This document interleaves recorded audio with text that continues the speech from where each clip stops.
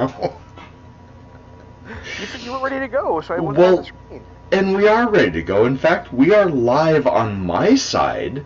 I don't know about your side, but my side, we're live. Yeah, well, all your sides are bad. So. Yeah, that's true. So what do you think of that? Hey, I have a good side here or there. Anyway, guys, we are live here. You know, Jeff, one thing that I've always believed in the world of fairness is that you should not be punished in a relationship or at a job or in a club, anything like that, for something that you've done in a previous relationship or a previous time. And I think that what's going on in the world the last week or so is just ridiculous. Not only in the world of pro wrestling, but I mean Aunt Jemima changing their name, Uncle Ben changing their packaging, the Teddy Roosevelt statue being taken down because he's got a black man and an Indian walking alongside his horse. I mean, what the fuck is wrong with this world? And now, you know, two of our favorites, two of the young up-and-coming stars that we really enjoy in AEW, both Jimmy Havoc and Sammy Guevara, are being punished by AEW for things they did years before they were even signed to AEW. I didn't think we were starting with this. I really didn't. We always start with the bad stuff so we can get to the good stuff and finish off on a Oh, and NJPW has been good stuff, by the way. NJPW, Jeff, is you know what NJPW has in common with eating a clock? What? It's been very time consuming. I hate you. Anyway, guys, since we haven't done the intros yet, I am Jeff, he is Zanman, this is Kingdom of Honor. We are actually recording a day early, and we're going to upload this a day early, and so on, and thereforth. The reason why is because someone has to have Chinese food tomorrow with his in-laws. It's your in-laws, right? No, it's my dad, my mom, my daughter, and my granddaughter. Okay, so he's having Chinese with somebody other than me. And that's a problem. My erstwhile brother, too. And I'm going to play Call of Duty, because, well, that's what I do when someone abandons me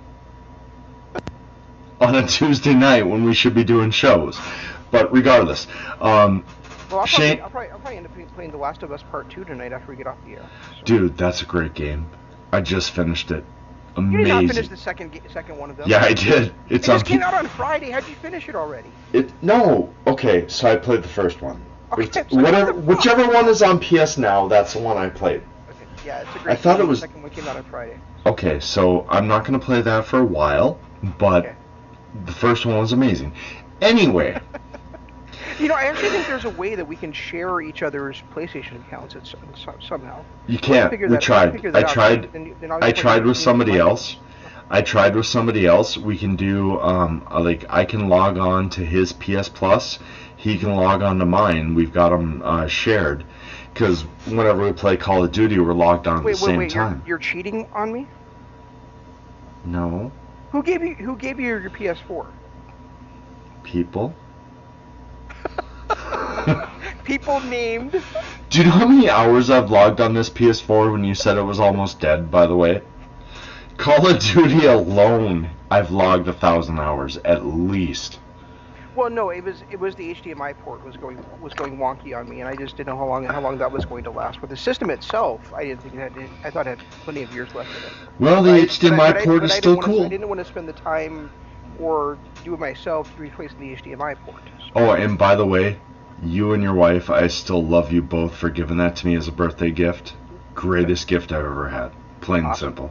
I've gotten more enjoyment out of that than I've ever out of any gift I've ever gotten.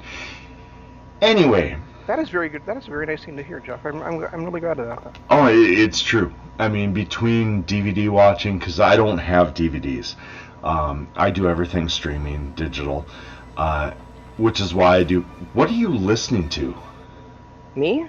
Yes. Not listening to anything. Why are we... There was, like, classical music playing in my ear. What the hell is happening?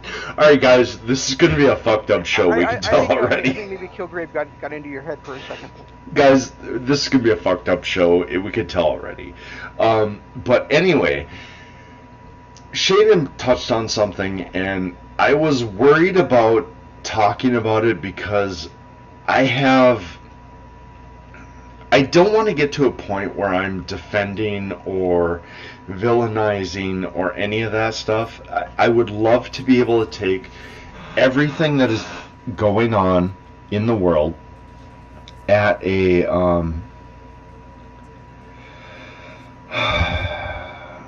I don't know how to say it. I would love to just be partial and report the news. What Culture Today did a great job of that. They reported the news.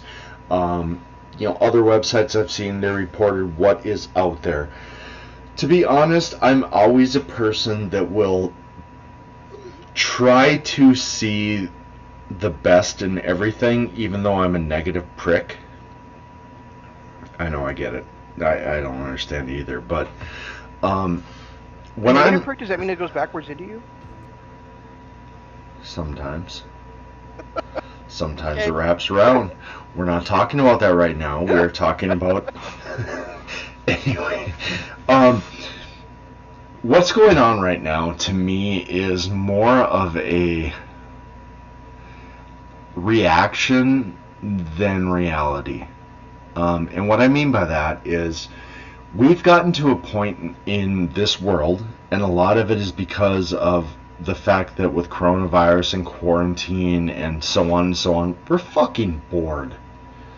I mean, let's be honest, we are just bored. So a lot of things that are happening in this current environment, and please stop me if I'm getting on the line, just shut me up. But a lot of things that are... Yeah, that's easy. No, I'll stop. I promise. A lot, because I'm really actually worried about, crossing the line. So anything that, I just feel like things that are going on right now are more of a reaction than reality, because we're responding to current environment and people's, not perception, but people's just understanding.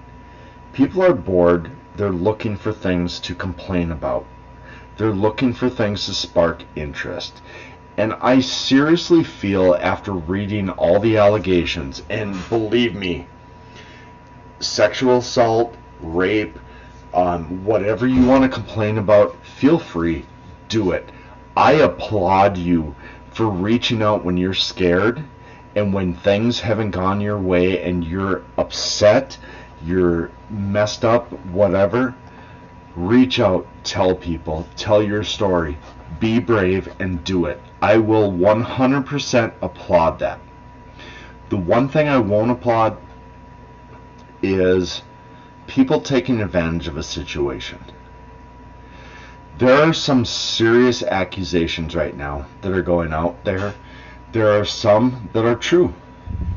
There are some that are, I get it, I'm sorry, I really, really, really feel bad for you. But at the same time, and I'm not saying this to be a dick, at the same time, we need to let the legal system take over. If you have a story, you tell it. You tell it. Get out there, get on your horse, tell that story. If someone hurt you, if someone... Yes, but tell it to the legal authorities. Don't shoot it out on Twitter with no proof. Don't do it years after the fact. Because now people are being tried in the court of public opinion when we have no idea what actually happened, who the people are that are saying it, and there's no way. I'm not going to come out and say, oh, David Starr didn't do this or Jordan Devlin didn't do that, because we don't know them. We don't know them, but we also don't know their accusers. And like Jeff pointed out to me, and I had even seen on Twitter last night, before this, the stuff going on with Matt Riddle's accuser, yes, he was having an affair with her that appears to have lasted about 4 years that his wife knew about. But if you look at the things that she's posting, a lot of it looks like it's been chopped together. Mm-hmm. And it's just pretty coincidental that that she comes out and talks about this the day he's debuting on SmackDown. And So I'm not saying, I don't know Matt Riddle. I don't know her. Whether it happened or didn't, that's fine. I get it. Whether it was consensual or not my place to say. I like Matt Riddle, and people who listen to us have grown, have known that Shane and I both hated him and his character when he first developed, but have grown to love his in-ring workability. And I still can't stand his character. No, his character sucks. I'm there with you too, but ultimately, Matt Riddle is a character I don't like, but a talent I do. And no matter what accusation, no matter what anything goes through, I will always respect the work and the art that man does. To be honest, I'm the same way about Michael Jackson. I'm the same way about Bill Cosby. These are people who were, and to be honest, O.J. Simpson. I will watch Buffalo Bill games from the 70s and cherish that guy's work. He might have been a piece of shit off the field. He might have been, whatever he was obviously convicted. Things went that way. But here's the thing, and the same thing with Cosby. They were convicted. There was legal things brought up. They were tried. There was a jury. They were convicted. Stop, wrestling world, people, everyone, stop vilifying people unless they are convicted. There is no reason why Joey Ryan should have been fired. There is no reason why Sammy Guevara should have been suspended. There is no reason why Matt Riddle should be having to answer these things. There is no reason why Travis Banks should be going through what he's gone until it has been brought to a court with evidence that shows he's wronged. Plain and simple. This country and everyone involved in it, not just this country, this planet, every country, every county, every person on this planet is so quick to judge people. We are so quick to jump on that guy's wrong because that person said so. And ultimately, we have judges and juries and lawyers, and there's a reason they're there. And once we start getting to a point where we ignore all that and just say, that guy sucks because someone else told me so, that's when we falter as a society. Sorry. I really didn't want to do that tonight. No, I didn't know that Joey Ryan was one of them. His name had not come up in the stuff that I looked at. Now I'm looking at it right now. To be honest, Joey Ryan is, out of all of the accusations that came out, Joey Ryan is the one that I'm the least happy about because he has multiple accusations.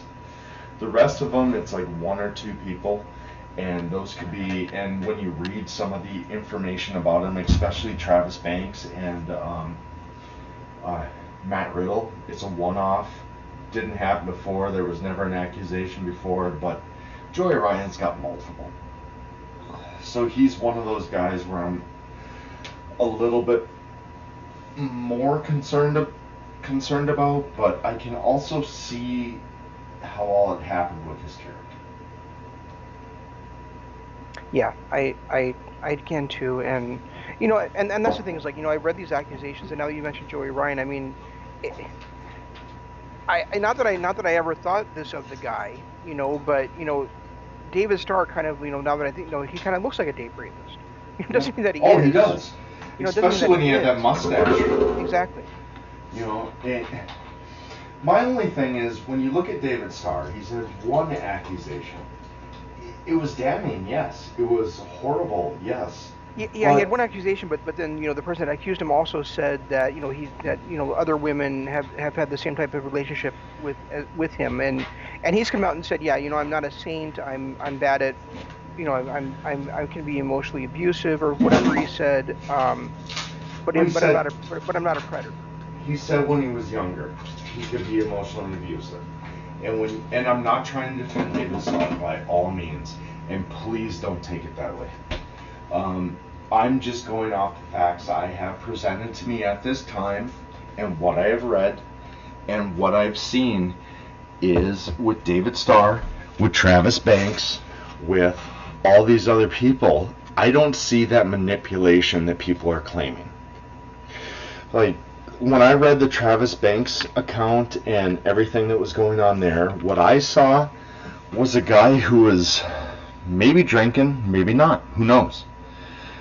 But when you read his text to whoever this and I apologize for not knowing her name, but when you read the text, a lot of it sounded to me more like a guy who realized he'd screwed up, who realized that he was in a relationship with somebody that he really cared for, really liked, and ultimately it didn't work out.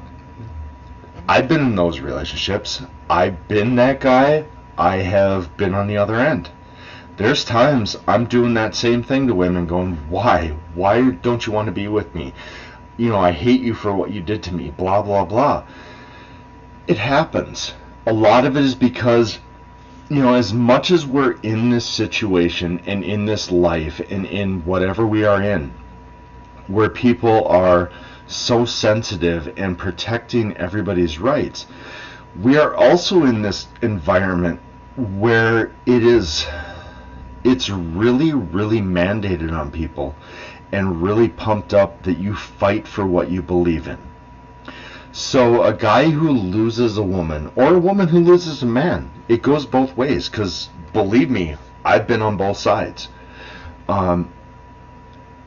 You fight to get that relationship back when you feel it's right. Even though that other person doesn't, you do. And that's just human nature. That's just the way that we've been ingrained in this society, to fight for what you believe in. And when I read the Travis Banks stuff, that's what I felt. I didn't feel like he was manipulative. I didn't feel like he was trying to coerce this girl. I felt like this was a guy who lost someone that he truly cared about, and he was just trying to get her back. And maybe I didn't see all of it. I'm going to throw that out there. I maybe didn't see all of it. I maybe didn't see, there might have been some other messages that I didn't get. I'm saying what I saw. And what I saw was a guy who was trying to get a girl back that dumped him, or they broke up and he regretted it, whatever it was. I saw a guy trying to get that girl back. Right, and I didn't see those particular ones, but I mean, from what you said, I agree with you. I mean, that's the thing, is like, there's so many of these things that could have a separate connotation, especially when you're getting it in text form. I mean, how many times have you and I had a conversation in text, or you and one of your respective Kellys, or me and my wife, and we're not talking about Kellys ever. And we get text back and it says, what the hell, you're being bitchy, or something like that, when it's like, no, I was being honest. It's hard to tell in a text what somebody means. It is. And hopefully everyone listening has been in that situation, and I really do. I take that back. I hope you're not. I hope you're all happy and love and everything's great, because ultimately I want everyone to be. But I know from my own personal experiences, and like I said, it's not just been me. There's been girls that have broken up with me that I've maybe gone out on a limb on and made some messages that could have been like David Starr, or Travis Banks, or any of these other guys. At the same time, there's been women I've broken up with that have done the same thing to me. 4, 5, 6, 3 months later, messaging me talking about how I gave them everything, or they gave me everything, and they loved me more than anything, and all they want is me to get back with them, and all this stuff. And I just think that before we start firing people, before we start suspending people, before we start doing this and that, we need to let it go through the legal system and the courts. And you know, that's what bugs me so much about this kind of stuff is, and I told you that earlier, Jeff, is, you know, I realize that when you're abused, it's embarrassing, or when you're humiliated, and that it's your fault. But at the same time, coming out about it years after the fact doesn't do anybody any good. It does not do you any good. You know, it doesn't help anything. And there's no longer any kind of an evidence possible to convict anybody about it. So all you're doing is, to be honest, making yourself feel better. And you could say, yeah, I'm warning other women that it could happen, yes, but you're also doing that without proof, and you're and therefore you could be slandering something. And I'm gonna jump on you there, and I hate to do it, but the reality is, it doesn't matter how long it is. Sometimes it does, because there's no physical evidence left. That's why it matters. There's no physical evidence, but hear me out here.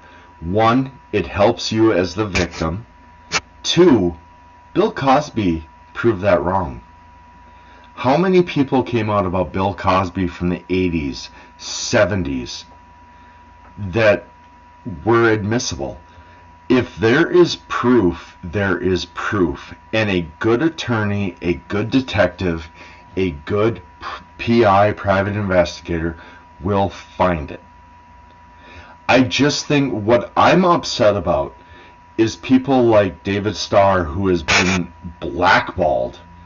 And David Starr, I mean, anyone who listens to this program knows how much I like David Starr as a performer. And I want to look at David Starr as that performer. What he does in his personal life, not my problem. What he does in his personal life, if it's bad, he should be convicted, he should be tried, he should be thrown in jail if it gets to that point. But ultimately, what David Starr does as a performer, I enjoy. And I want to see David Starr perform. Same thing with Travis Banks. Same thing with Matt Riddle. Same thing with Joey Ryan. Same thing with Sammy Guevara. And, you know, there's so many other names that have come out. And I applaud Drew Galloway. Great. I'm happy for you. I love the fact that people are getting behind this speaking out campaign. But at the same time, I want people to be intelligent about it. I want people to view it the way that it should be, and not accuse someone just because a scorned soul said they were bad.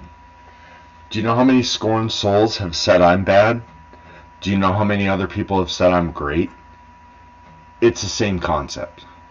And I just wish people would view it like that. Yeah, and you know, the other thing I want to say about that is, and I'm kind of echoing what you said there, Jeff, is, you know, that, you know, I really hope that this isn't true, but if it is, it doesn't change my opinion of them as a performer. No. You know, just like and I know other people don't feel this way, but just like Chris Benoit, the situation didn't change my feeling of him as a performer. You know, you can still love the art without loving the artist. Well, and just doesn't go that just to Chris Benoit. I mean, Hulk Hogan was, 4 years ago? Vilified for something he said 10 years prior. Mm-hmm. When I watch Hulk Hogan, especially his AWA days, and we're going back to the 70s and early 80s for that, but when I watch Hulk Hogan's art, I don't watch it any differently. Because the dude may be a POS from behind the scenes, but when I'm watching him on screen, that doesn't take away from what I am watching, the performance I'm seeing, the greatness I'm seeing. And I just feel like it shouldn't be that way for anybody. And I'm not trying to divide lines, I'm just saying how I feel. If you personally cannot look at Benoit or David Starr or Matt Riddle the same ever again, I get it. I truly do. And I applaud you. For a second. Go for it. I mean, you already are, me. but keep going. Okay. I get it, and I'm more than happy with your decision. And we've always, on this show especially, have said wrestling is objective. Part of being objective is your view, the way you feel, the way you approach everything. When we watch a match, when we watch wrestling, I've had shows where they've been the greatest ever seen. Plain and simple. Shane hates them because Shane's feelings on the subjects, the storylines, whatever they are, is different than mine. And that's one of those things that I just feel like everybody is entitled to their own opinion. I appreciate everyone's own opinion. I hope that everyone can form their own opinion. In this instance, I'm just saying relax. Just a little bit. Because there are so many lives that are being ruined at this point because of hearsay. And that's plain and simple what it is hearsay. Somebody gets on social media, they start making accusations, true or not my place to decide. But they are making accusations, and because of those accusations, people are losing their jobs. People are being suspended. Was Sammy Guevara, are you in your back now, Shane, right? I'm back. Okay. Sammy Guevara today got suspended indefinitely. Undergoing, what was it? He's undergoing sensitivity training because of a comment he made on a podcast when he was 20 years old. 4 years ago, he made a comment on a podcast, and he is not only being vilified, but suspended without pay. He is one of the best up-and-coming wrestlers in our era right now.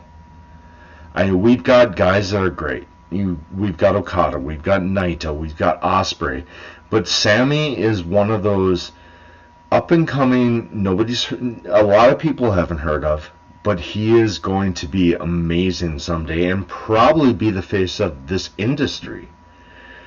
And he is being judged and vilified for a random, off-the-cuff interview that he did on a podcast from 4 years ago when he was a 20-year-old kid. That's the kind of world we're living in. That's the kind of world I think needs to wake up and realize we are not horrible people. Well, and the thing is that you and I have said something very similar on this show at least a couple of times before. Multiple times. And you know, so I mean, we're not famous though, so it doesn't matter. We're not famous, but I'm just saying, you know, I mean, it's you know, and you know, it's something you should not joke around about, obviously. But you know, people also need to have a sense of humor sometimes. Well, it's not just that. I mean, Sammy, I get it. I get why people are upset. He used a word that maybe shouldn't have been used, and I understand that. I truly do. And I truly feel sad. But ultimately, did Sasha Banks come out and complain about it? Or did some guy find it when he was listening to a podcast from 4 years ago and go, hey, I heard him say this, and now AEW is suspending him? And regardless of that, you should not be fired or suspended or anything like that for something you did when you were not the employee of a company. Not the employee of a company, or when the person that was accused or brought up in the conversation didn't even complain. Well, that doesn't matter to me. What matters to me is, I mean, yeah, I mean, if she complains, that's one thing, but at the same time, it doesn't matter. You should not be held accountable by your employer for something you did when you were not employed by that company. Is my entire point. Fair enough. And you're right there too. You're right there too. It's like AEW at this point should not have cracked down on Sammy because of something that happened 4 years ago. Joey Ryan, same thing. Should not have been cracked down on Impact and fired basically because of something that happened years before he was involved in Impact. Right. You know, I will give credit right now to WWE because they are handling the Matt Riddle situation like professionals. Matt Riddle had a situation that happened in 2018. They knew about it in 2018. They hired Matt Riddle and they're standing behind him now. Right now they are investigating it. They are letting him continue as a SmackDown performer. Everything is fine because they are standing behind their talent. And I haven't given WWE credit in a long time. But right now I'm giving them credit for doing that because nobody else is doing that. No, they're really not. We're a half hour into this, by the way. We are. And we weren't going to talk about it at all. Well, I didn't want to, and you said we should, so we are. So. Don't blame me for it. I blame the cat for it. Yeah, just like you always blaming a pussy, Jeff. Fair enough. What a great way to wrap up that discussion. Right.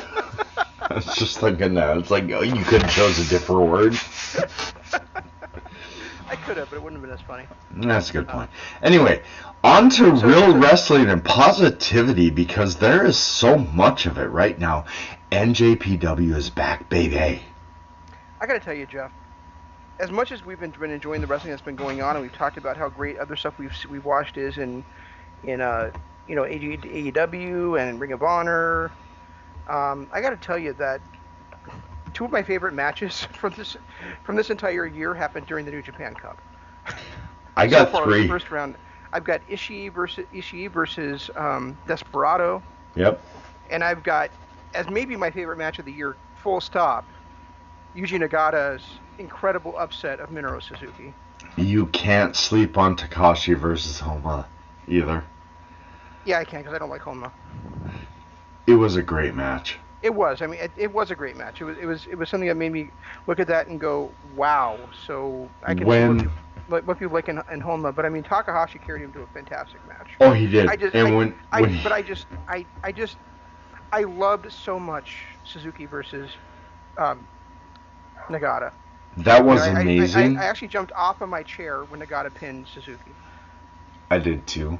And I hate to say it because I haven't thought much about Nagata for about 5 years.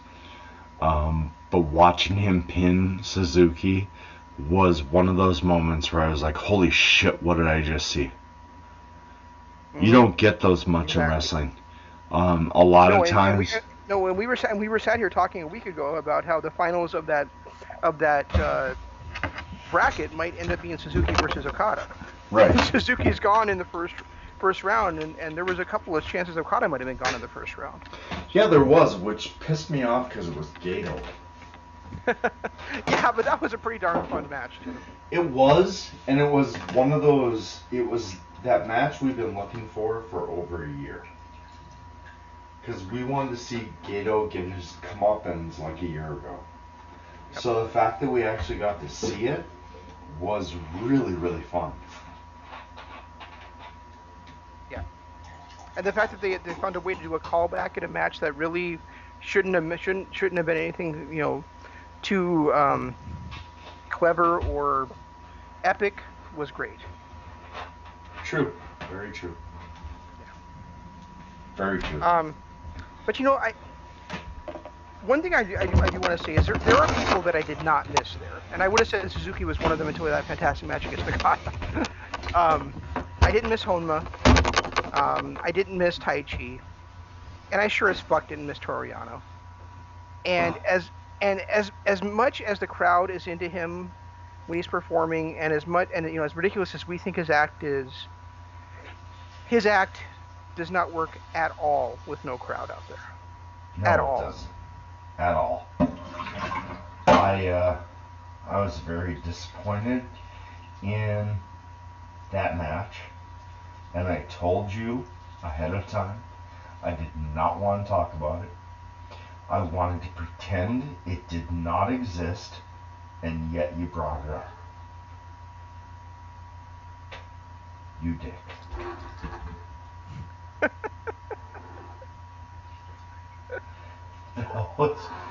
That might be one of my top 3 worst matches of all time.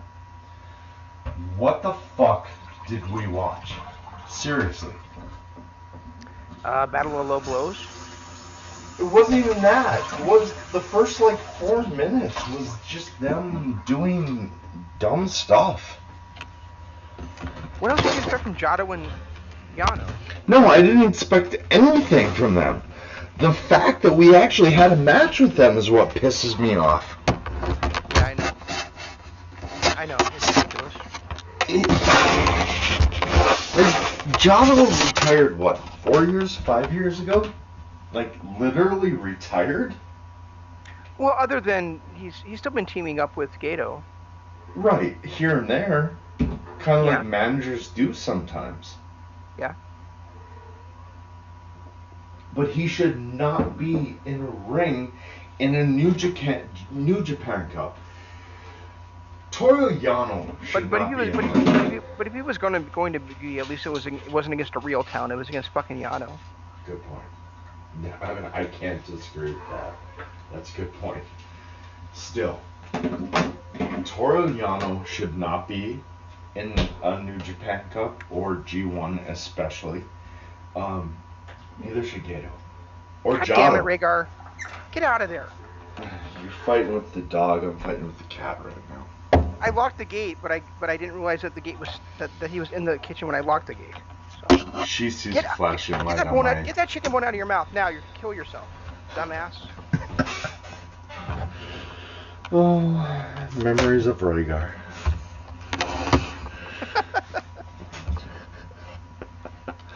But anyway, away from the bad to the good.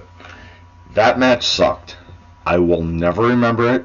I hope to God Ryan is still listening. I know he's not been on Twitter for a while and everything, but I hope to God he's listening. I can't believe you're saying this, Jeff, because I remember specifically when I texted you that they had added English commentary. You said, "Oh, good. I have to go back and watch Yano versus Jado again with English commentary now." I did not, you lying cocksucker. That's how I remember it. You know damn well it was about the Takahashi match. Speaking of which, you dick. Anyway, Ryan. Speaking of which, last week you said Takahashi was one of your picks to win the New Japan Cup, and I said they're not going to have a member of LIJ win the face off against Naito at Dominion. They talked about it the whole match. And I totally forgot. That he was supposed to? That it was supposed to happen at the anniversary show. Right? And they played that up the entire match. They played that up. Well, I didn't know that because I only watched that match in Japanese commentary. I didn't see that one with English commentary because I don't go back and rewatch matches most of the time. So.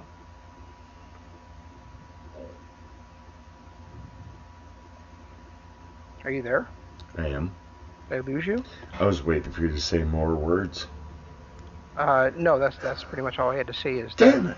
Is that I don't like to go back and rewatch matches and that quickly with each other. I know you do quite often, but I'm about moving on and moving ahead. I enjoyed seeing it with the English commentary. I'm not gonna lie. One of the best parts of watching Night 1, the Japanese commentary, is first of all, I haven't done it in 5 years. Right. To hear the Japanese commentary was kind of a callback to what we did back in 2015 and 14. The other thing that was one of the greatest parts of the whole broadcast, and it sucks because it had nothing to do with wrestling, but there was a commentator there on the right. There was a commentator way over 6 feet away on the left. And in the middle, there was a TV screen. Yes. The best part of the TV screen was whoever that female commentator was, who, whenever the guy on her right was talking, she was looking at him. Same thing with the left. She looked over. Mm-hmm. That had me in tears laughing the whole time it was on screen.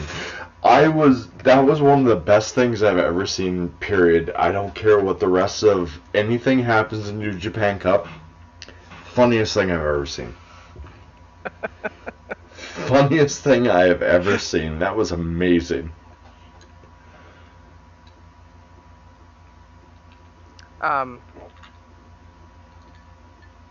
Yeah, and that's it kind of reminds you like you of those what is it, Romper Room, where it had the guy like with his face inside the TV turning back and forth like that. That's kind of reminded me of either Romper Room or Mr. King or Captain Kangaroo. I can't remember which one, but I remember that from I'm pretty sure it was on Pee Wee Herman too. Possibly. That's kind of what it reminded me of too. Yeah, it was really good. And it's so great to have New Japan back, and as we talked about last week, like the matches that were taking place tonight and last night, and this side of the bracket, the right side of the bracket is even more is stacked compared to the left side of the bracket. So we're looking forward to watching those matches in a few days when Kevin Kelly's on there with his English commentary. Right. I really enjoyed it, and like I said, the Takahashi match, Takahashi and was it Honma? Yes.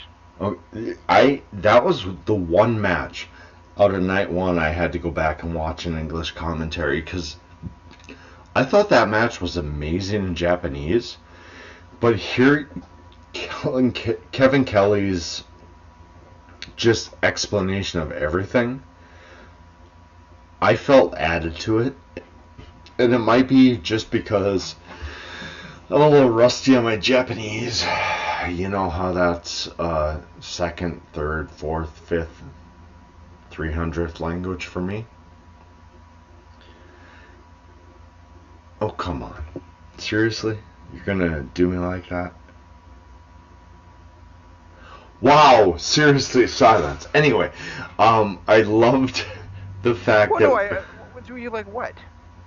I love the fact that we got Kevin Kelly's enthusiasm with the Takahashi match, talking about the headbutts and one of the parts of that match that I liked more than anything was how he talked about that, and I can't think of the name. It was a Kakahashi or something like that. He talked about the diving headbutt and how it had like a 400% completion rate. Right. And then just see him miss it like 40% of the time. That was just one of those moments I really liked. I enjoy Kevin Kelly so much. I was so glad to have him back as a commentator.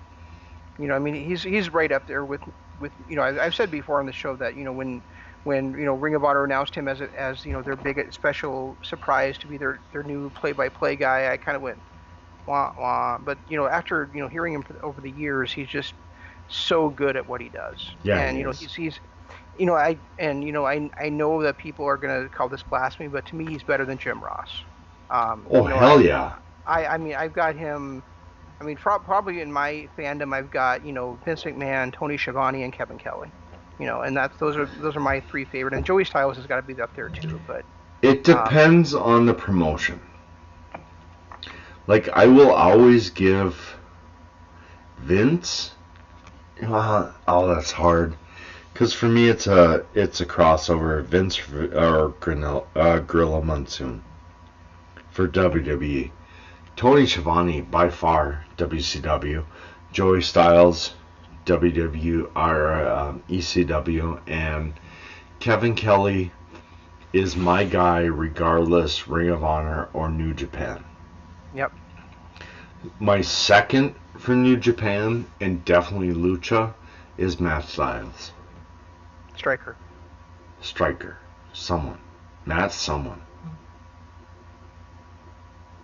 Matt someone. I'm kidding. Matt Striker. Matt Classic. No. Alright, I'll go with Matt Classic. You're a fan of Colt Cabana's commentary. Yes, I am. And I like Ian Riccaboni a lot. I really like Caprice Coleman. Some of the stuff I've heard from him lately. But, man, seriously, Matt Striker is amazing. Yeah, he was really... And, Matt Striker has commented for SmackDown, ECW, yep. Lucha. Impact, Lucha Underground, and NJPW. So that's quite a track record. Did he comment for Lucha or for Impact, or was he just a backstage announcer? Yeah, that's right. He was just a backstage announcer, wasn't he? He probably called a match here and there, but yeah, he wasn't for a regular commentary for them. It was embarrassing that he was a backstage and Josh Matthews was able to be the king dog. Yeah, although I really do enjoy the dynamic of Josh Matthews and Madison Rayne together on commentary. That was amazing and one of the best ever. It's still going on. No, is it? Yeah, it is. I've watched it since the last duplicate or double show they did. I know you've not watched it since Unbreakable, but they're still commenting together. I don't have time, man. I got this wrestling and that wrestling. Oh, how do you find the time? Serious. Oh, that's right. You don't have kids. No, I don't have kids. So you win. I do have dogs, though. And they don't count. Well, yeah, they don't have the intellect to count, but they're still close to my heart. Yeah, they are. Dogs are so great. Yeah, even the two that are digging a hole in the back of my yard. Good. You deserve it. What the hell did I do? I just figured you deserved it for something. Yeah, I said that about Takahashi before, and then the other thing I got reminded of watching these shows is that probably Dangerous Tekka is going to be taking on Golden Ace for the tag team titles, so that kind of screws up my pick of Zack Sabre Jr. in the right side of the bracket. So I have no idea who's doing this thing. Who's Dangerous Tech? Dangerous Tekka. Who's that?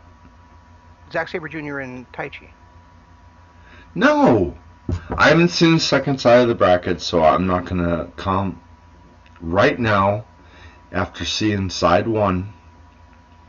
I'm actually going with Takahashi. I felt like he proved himself against a heavyweight. I felt like he stood toe-to-toe, and I really liked that match. Might not have been my favorite. It was hard because of Ishii's performance and Okada's in his squash match against the Devil Gato. But, and of course, Nagata. Yep. But I'm going to have to go with Takahashi as my guy to win that bracket. I don't blame you. But, and that certainly could happen. But I really don't want it to, because I really want there to be a junior heavyweight title match at Dominion. Yeah, against anyone. Ishimori was amazing in his match. Really underrated, to be honest. I thought his match was great. Oh yeah, his match with Uemura was really good too. Yeah. That guy's gonna be something special too. And to be honest, I really, really like Desperado's performance against Ishii. Yeah, I mean, he really had you believing he was going to pull that upset off. Yep, and he's still a junior too. So, and by the way, what the fuck has Sho been eating? How was he? He has to have gained 20 pounds. That's why I texted you and I said there's no way that Sho was still a junior. No way. God. He's almost as big as what the hell's his name? The guy who faced. I can't think of his name. It was an 8-man tag, so it's hard to say. I haven't seen the second round yet, but no, the never openweight champion is Shingo. Shingo, yeah. But Shingo's still considered a junior too. Yeah, but we knew he wasn't the entire time he was a junior. Yeah. And now Sho was like almost the same size as him. And he got rid of his golden hair. He got rid of his golden tights. He's now his own man. As much as I hate how great that tag team was, they are not going to be together much longer.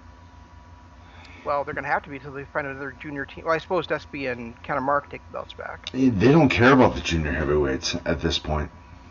They really don't. No, they've proven that for the last couple of years.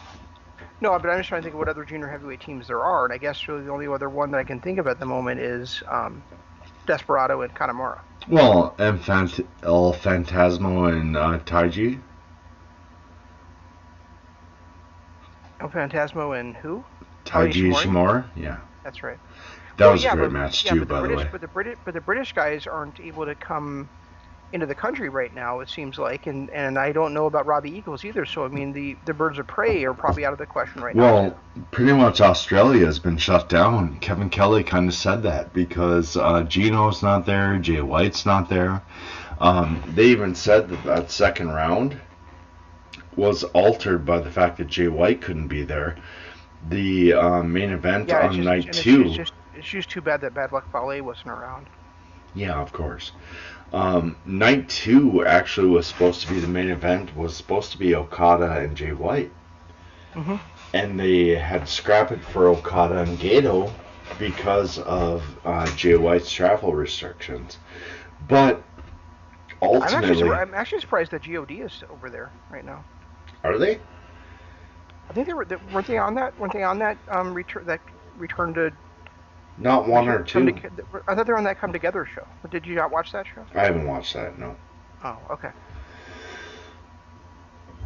But to be honest, the Okada versus Gato match was what I expected. Oh, you know what? I think I'm wrong. I think I saw them. I watched the tag team title match. That's how I saw them. They weren't on the Come Together show. Okay. Okay. Sorry, Thank go ahead. God. All right. Gato versus Okada. It was a match. I didn't think Gato was gonna pull off what he did, but ultimately it was the comeuppance match for Okada. So we can finally put to bed that storyline 2 years later. All right, so Jeff, this has never happened on our show in the history of our show before, but what, you can disagree with me, or we have somebody commenting on the live chat. What? We have a live chat? What's happening? On our YouTube channel, yeah. What? Ours or Kingdom of Honor? On the Lords of Pain YouTube channel. All right, fair enough. And makes sense. It's from James Harden saying Triple H always gets whatever he wants. So I'm not sure what that's in reference to, and that has nothing to do with our show. But do you have any comments on that? Tell him to go to Kingdom of Honor, hit the like button, the subscribe button, and ring that notification bell. You just did. You just did.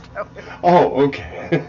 No, I don't know if that's something to do with Matt Riddle or what, because we really have not talked anything about WWE tonight other than Matt Riddle. Honestly, on Triple H, and I'm going to be honest, it's one of those things I've been asked a few times, and I've never really commented because we're not a big WWE show. But Triple H has been one of those guys who I think is an incredible performer.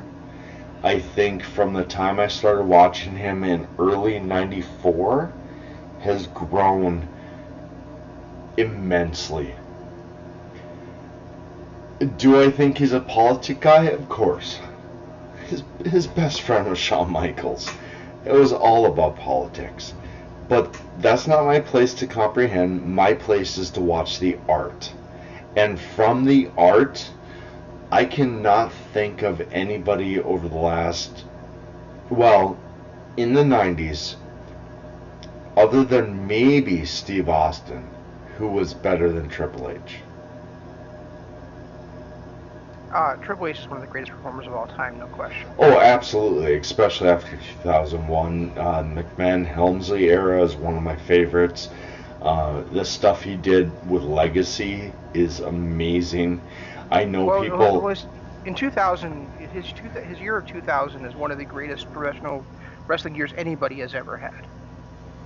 I can't disagree with that. I really can't. It was amazing. No, I mean it's up there with, Kenny Omega in 2018. It's up there with AJ Styles in 2005 and 2016. Trying to think who else had those just phenomenal lights out years. Okada in 2014, 2015. But yeah, I mean that was his, that was the year of Triple H, and Jeff's gonna take this as blasphemy, and probably a lot of other people are too. But I mean, Of if course you I will, ask me, because but if you're you an ask me Triple asshole. H, if you ask me Triple H or Ric Flair, I'll take Triple H 10 times out of 10. So I think it's gonna depend on what kind of fan you were and where you were at your fandom. But that's a hard argument to make, because as great as Flair was at his peak, Triple H at his peak, and I'm gonna say Triple H's peak was from '98 when he first ascended with the corporation until about 2010. No, not that far. 2007. When Legacy kind of finally made their exit. You compare that to any 7-8 years of Flair's career, and you have to go Triple H. I'm gonna say Triple H went through 2009 actually. You think so? I do. I would say 97, 2009. So I would say he had a 12-year run on. I can't go that far. It's got to be No. Legacy. No. I would say 98. So I would say starting at WrestleMania 14 to WrestleMania 25, and maybe even a little past WrestleMania 25. So like maybe into the summer of 2009. So I'm going to say about 11 years for Triple H. And see, the problem with Ric Flair is you can't go back that far. Ric Flair is really from 83 to about maybe 92 when he went back to WCW. Yeah, I've always said on this show, and when you and I have talked about it in real life, Ric Flair had 3 great years. Oh, yeah. 83, 89, and 92. See, and for me being an original Ric Flair fan, because that was my bread and butter, 70s, I was AWA, NWA. The reason I stopped liking AWA and Hogan and Vince, or Vern Gagne and the Midnight Rockers was because of the Horsemen. So we're talking about 81, 82. For me, Flair was at his peak from about 81 to about 84. And I don't know that anybody else captivated an audience like Flair did from that time. The Horsemen were not around in 81, 82. They were. Flair was still a babyface when he won the title from Harley Race. You're right. So, I give up.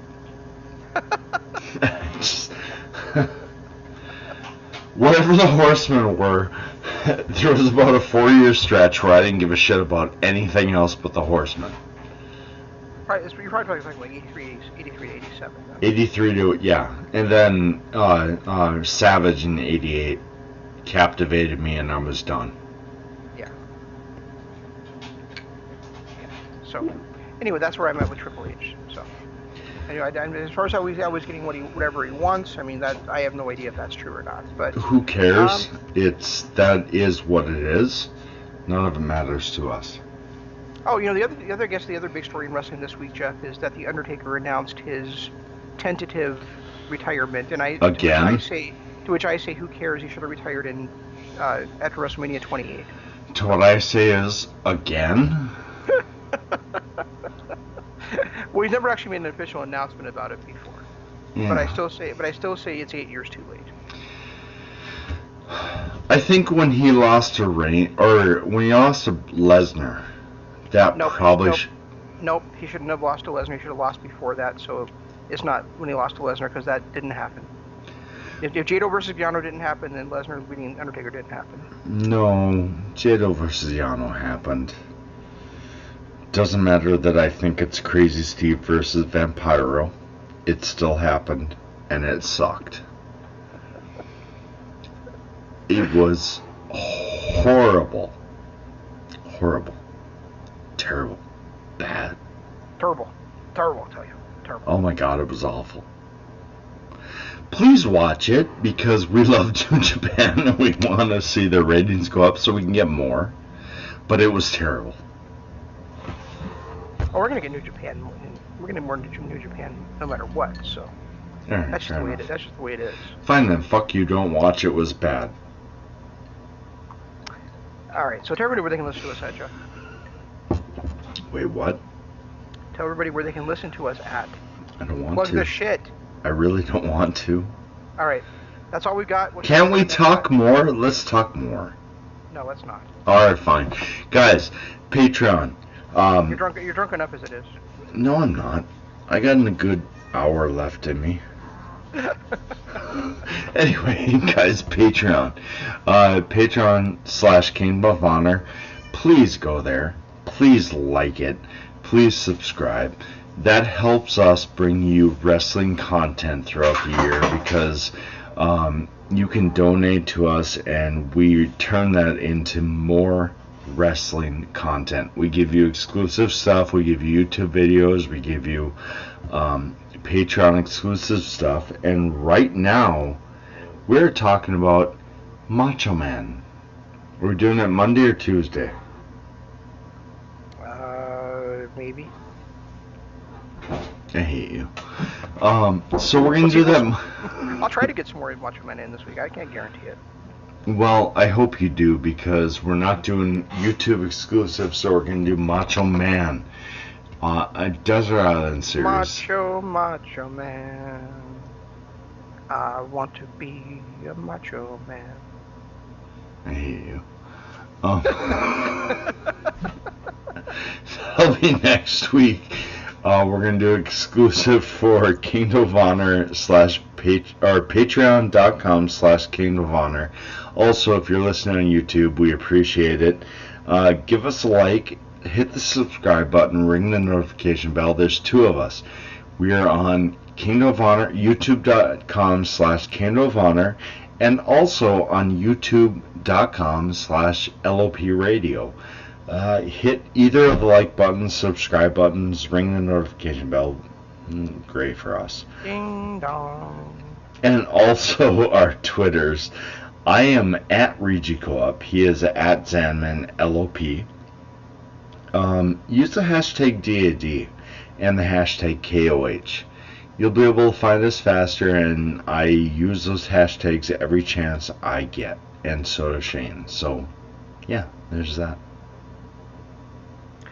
And remember, programming notice we did the show tonight, so we will not be back with you tomorrow night, but we will be here on Wednesday for Dynamite After Dark, which will be a twofer for us since we missed Dynamite last week. Because of NJPW, by the way. That's right, because NJPW is fucking back, baby. Thursday is LOP Radio Adventure. Actually, I think he's doing something different this week. I think he's actually going to be covering each WWE show as it kind of happens, except for SmackDown. So Raw and NXT, you'll be able to see reviews here on LOP Radio. And then this weekend will be WWF Legacy Series continuing through 1988. And then we'll be back with you next Tuesday where you can hear us discuss the scintillating matches as in the second round, or the first round of the right side of the bracket of the New Japan Cup as Hiroshi Tenzan takes on Yoshihashi. Oh my god, yes! Yoshihashi. I'm so excited. I can't wait. But can I watch it now? Can I watch it? I want to watch it now. It's not no, tonight, I don't care. I don't care. I'm watching it now. That's all we've got. We'll try to do better next time. This is Shane saying long days, pleasant nights. And Jeff saying, "Oh, hail the Tokyo Pimp!" I kind of am. I want to be. Anyway, guys, goodbye.